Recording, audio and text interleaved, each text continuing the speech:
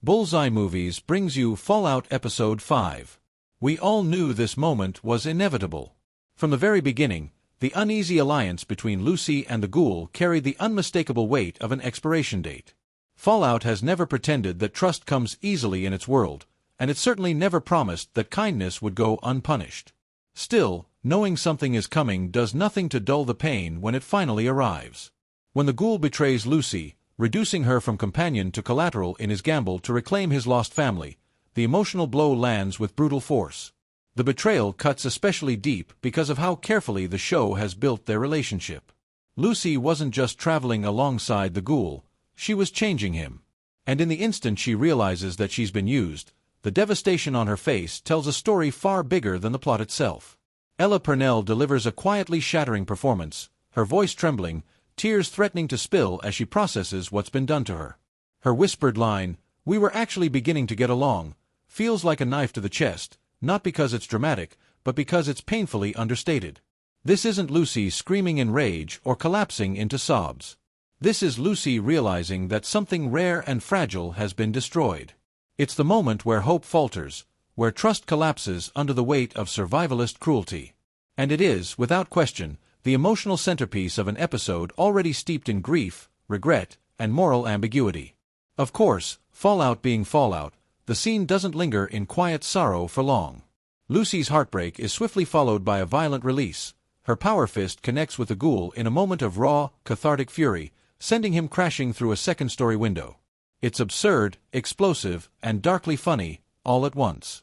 In that single beat, the show perfectly encapsulates its tonal identity. Tragedy colliding with brutality, drama spiked with grotesque humor. Pain doesn't negate spectacle in Fallout, it fuels it.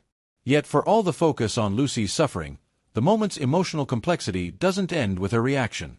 Perhaps the most revealing response in the entire exchange comes from the ghoul himself. As he grits his teeth and speaks in a low, rasping growl, it becomes clear that this betrayal isn't painless for him either.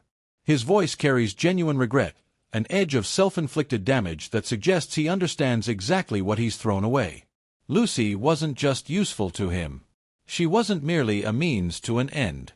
Over time, she became something far more dangerous, a reminder of who he used to be.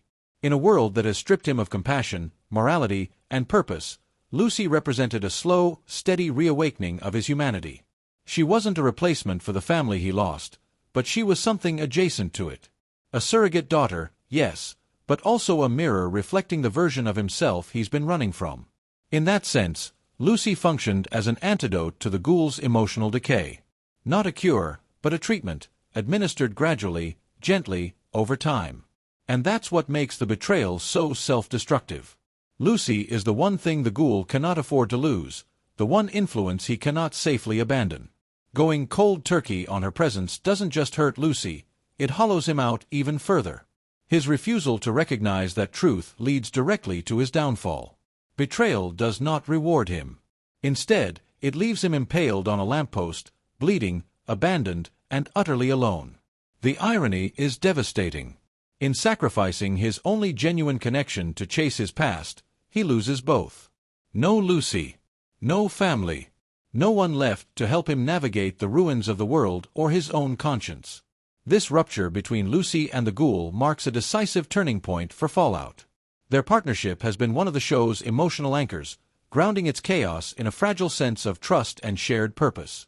Breaking them apart forces the narrative into a new phase, one that feels riskier, darker, and far less predictable.